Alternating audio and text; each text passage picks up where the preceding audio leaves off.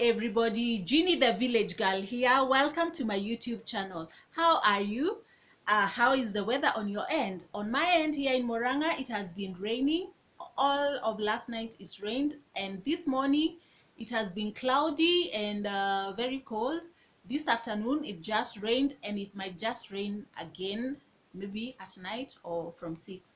I am not sure. How is the lockdown taking you? Are you having so many laments, worries, or complaints? Did you know that there are valuable lessons that we can actually take from this gloom and darkness of the COVID-19 pandemic? Yes, that's what we are going to talk about today.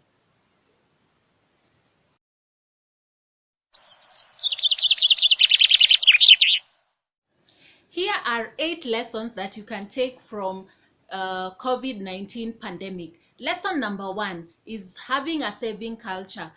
Most people who are having it smooth right now are people who had put aside some money for emergencies. They have money to pay their utility bills, they have money to buy food because they had put aside some money. They were not using up all their salary. You can boost up your savings by having a side hustle. So you say that maybe your side hustle is going to cater for your utility bills, and you're going to save a big chunk of your salary. Lesson number 2, investing in family members and friends. Right now, there are people who have been terminated from work, or their contracts have been suspended. So in the next 3 months, they have no money to pay rent, or they have no money to buy food. What would happen in such a scenario? If these people had invested in family members, that they were always helping them out when they needed their help, or they were helping out their friends, or they were there for their friends through thick and thin, these people are having the best of family members who are also there for them, and also the friends are there for them because they were genuinely there for them when they were having it rough. So it is good to invest in your family members and also in genuine friends who will be there for you through thick and thin. Lesson number 3 is that during this pandemic, you can learn a new skill and also impact life skills in your children.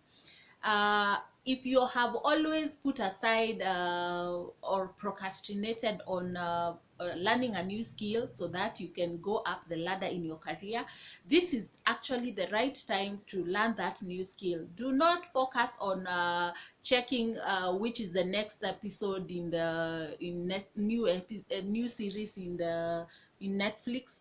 Just learn that new skill you have always wanted to learn. You can do it online, and you be on top of your game when you go back to work. Also, impact life skills in your children. Right now, children have a lot of time in their hands. Teach them that skill, that life skill that could save them in future after school. Is it about keeping a home organized? Is it about taking care of cows? In my case, in the village, those are things that my son needs to learn. Is it cooking porridge? Like my son told me he needs to learn how to make porridge. I'm going to teach him how to do that. This is the best time to learn, because we have all the time in the world. Don't just sit there just watching television. Do something, learn a new skill. The other thing that you need to learn is to do your hair, nails, and also shave. I realize that you cannot rely on your salonist forever if you cannot go out, or you fear going out because you're going to catch the coronavirus. Why don't you do your hair? Why don't you do your nails? Shave your children, because for us parents right now, the most scary thing is taking your children to the barber shop, and you don't know which people they are going to interact there, or which surfaces they are going to touch, and they are going to get coronavirus. Like in my case, I'm not so sure here in the village that all the surfaces are sanitized, so I cannot risk taking my son to a barber shop. His hair is just growing. I wish I knew how to shave. I wish I had a shaving machine. I would have already shaved him. I'm also taking care of my hair myself. You can check out my video where I washed my hair. I haven't styled it differently, but it is clean because I know how to wash my hair. I know what products to have in the house when I want to take care of my hair. The other lesson that you can learn is that you develop a reading culture. We have, my son is in class 8. He's studying for his exams, which we don't know whether they are going to do or not. But there are children who are in other classes, grade 1, grade 2, nursery, grade 3. Especially children in lower classes, they might forget how to read if you don't make it compulsory for them to develop a reading culture at home. Give them a reading space, get them those storybooks, get them those comics, um, provide a reading space or room, and let them read with them so that they may continue knowing how to read, and also so that they may not forget. They may also learn new things.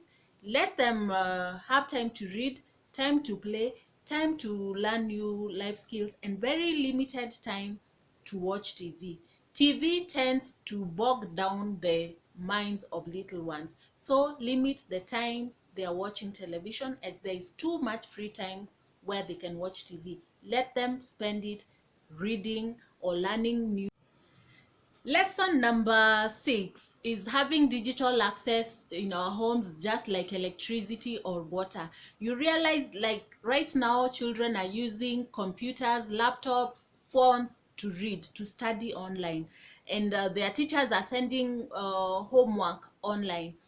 So if you're the kind of parent that says that your children should not have access to your computer or to your phone because they will go to funny sites online, just look at it in a positive way, and also have controls so that they visit only sites that can educate them, can impact their lives positively. Right now, it is very important to have Wi-Fi connection in most homes. It is very important to have a desktop, a laptop, and even phones for the children, or just tablets. Another important lesson is that it is important to have a health insurance plan. You can imagine falling ill during this pandemic and you have no money to pay your doctor. Uh, it would be such a stressful time. But if you have a health insurance in place, you can visit the hospitals without worrying where the money is going to come from, without worrying that you're going to take the money set aside for food or for your rent or for other services, without disturbing that money. But your health plan is going to cater for the medical bill. So it is important to have a health insurance. Don't take for granted that NHIF, it is cheap. If you have the money to pay for a better medical plan, well and good, go ahead and pay for it. The final lesson that you can learn from the pandemic of the COVID-19 is that we should elect leaders who are able to foresee problems and counter them before a crisis occurs. uh, Maybe our government should have done something to avert the crisis by maybe uh, preventing planes from China coming in. Maybe it could have worked. We also have our local leaders, our MPs, our MCAs. What have they been doing for us during this pandemic? Are they the kind who are ignoring us during this time? Are they the kind that are ignoring the vulnerable in our communities? We should elect leaders who can foresee problems and counter them, and also not just leaders who are going to act when a crisis occurs. We have heard of people of leaders rushing to act when the crisis is already here. We should already have good healthcare systems. We should have uh what our our hospitals should be in good order. We shouldn't wait for a pandemic to start thinking, oh, we don't have enough beds, oh, we don't have enough wards, oh, we don't have ventilators, oh, we don't have doctors. The system, the health system should be working already. It shouldn't start working when we have a pandemic. So be wise during the next election and elect a leader that is going to actually help you and your community, who will think of possible problems and counter them in advance without waiting for a crisis to act. With those 8 lessons, I hope you enjoyed this blog. If you have liked the lessons, please share them with a friend or even a foe. Let's help each other out.